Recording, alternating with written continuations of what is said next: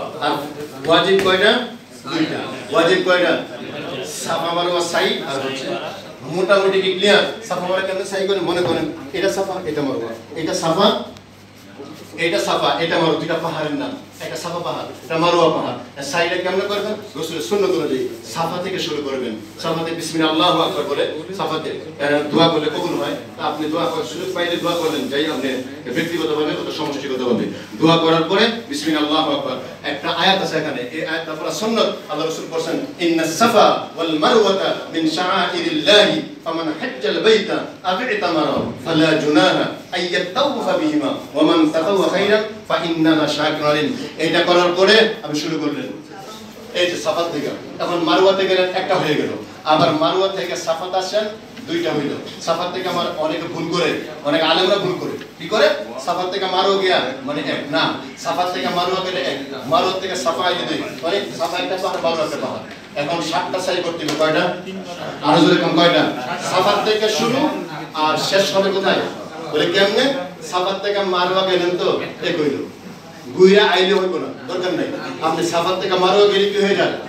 আচ্ছা মারওয়া থেকে আবার সাফা আইলে 2, সাফা থেকে মারওয়া গেলে 3, মারওয়া থেকে সাফা আইলে 4, সাফা থেকে আবার মারওয়া গেলে 5, মারওয়া থেকে সাফা আইলে 6, আবার সাফা থেকে মারওয়া গেলে 7।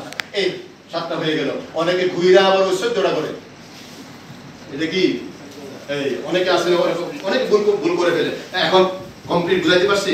যদি আপনি দোলচ্যুত হয়ে যান, আপনি ভাগ্য খারাপ দোলচ্যুত হয়ে গেছেন, কোনো টেনশনের দরকার নাই, চলে যাবেন সাফা মারওয়া দেখাই দিবে, সাফা টু সাফা লেখা আছে, টু সাফা অথবা ইলা মাসআ, ওইখানে আরবিতে ইলা মাসআ অথবা ইংরেজিতে টু সাফা, সাফাতে যাও। তো ওই যে সাফাতে গিয়ে আপনি সাফা পাহাড় থেকে শুরু করবেন, বিসমিল্লাহ আল্লাহু আকবার বলে এখানে নিয়ত করবেন, আমি সাফা মারওয়া সাই করার নিয়ত করলাম, আল্লাহ তুমি সহজ করো কবুল করো, আল্লাহ তুমি সহজ করো। এই এখানে সাফা থেকে শুরু করলে সাফাতে মারওয়া গেলে হয়ে যাবে 1, আবার মারওয়া থেকে সাফা আইলে 2, সাফা থেকে মারওয়া গেলে 3, মারওয়া থেকে সাফা আইলে 4, আবার মারওয়া থেকে সাফা থেকে মারওয়া গেলে 5, মারওয়া থেকে সাফা আসলে 6, আর সাফা থেকে মারওয়া গেলে 7। শেষ শুরু হবে আর শেষ হবে কোথায় গিয়ে? কোথায় শেষ হবে? তাহলে ওয়াজিব একটা শেষ, ওয়াজিব একটা সাফার সাই শেষ, মারওয়া সাফা মারওয়া সাই, তাহলে ওয়াজিব নাম্বার শুরু শেষ, 2 নাম্বার দুইটা একটা শেষ। 2 নাম্বার যে কাজটা করতে হবে আপনার সেটা হচ্ছে মাথা মুন্ডন করা। কি করা? আল্লাহ রাসূল বলেন কোরআন শরীফে আছে এটা 2 প্রকার, একবার ছোট করে ফেলে মানে ছোট করতে পারবেন অথবা একবারে কামায়ে ফেলবেন। উত্তম হচ্ছে আপনি যেহেতু প্রথম যাচ্ছেন একবারে কামিয়ে ফেলবেন। কি করবেন? প্রত্যেকটা পশমের বিনিময়ে লক্ষ লক্ষ সওয়াব আপনার আমলনামায় দিয়ে দিবে। আল্লাহ আমার তো ছোট আর কেউ নাই, যেটা কাফনের কাপড় করছেন মনের মধ্যে কি যে আমি বাংলাদেশে আমি প্রধানমন্ত্রী, বাংলাদেশে আমি মন্ত্রী, আমি এমপি, আমি ব্যারিস্টার, আমি কি কয় মেম্বার চেয়ারম্যান, আমি বড় ব্যবসায়ী, আমি এই অভিযুক্ত, আমি এক্সক্লুসিভ পারসন, আমি এই হেই কাফনের কাপড় করে নিয়েছেন, মনটা একটা ছোট হয়েছে নি? মনটা ছোট করতে কি করতে হবে? আল্লাহর দরবারে গিয়ে সব কি দেখেন কেমনে নিমজ্জিত হচ্ছে। আল্লাহু আকবার। এবার পড়ছেন কাফনের কাপড়, কি পড়ছেন?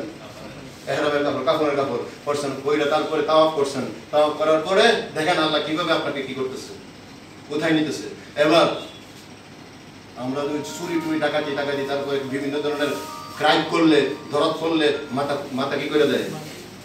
বেজ্জতি করে, মাথা কামাই দেয়, মাথা কামাই দেয়, মাথা কি করে দেয়? এই দেখেন নিজে কামাইতেছে।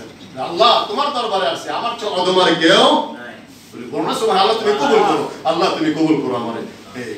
এই হলো 4টা, এই কাজগুলো মাগরিবের সময় হয়ে যায়।